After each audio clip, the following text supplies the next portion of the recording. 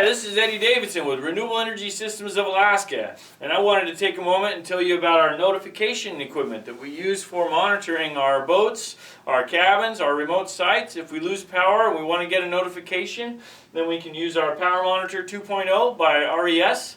And what happens is that we've got our power system on, and if we happen to lose power, it'll send us a notification text. So I'll go ahead and set this up. I'll unplug it like we lost power.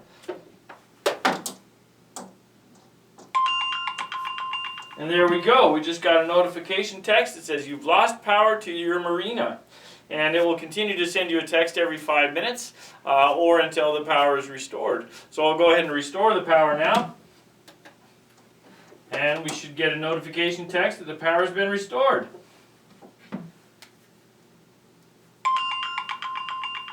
And there we go. So now we have great peace of mind on our system. We know that if power is lost, we know that we can call somebody or have it addressed. And we'll also get notified when that power is restored, and it's fully automatic. For more information, give us a call at 907-458-8000 or visit our website at renewablealaska.com. Thank you.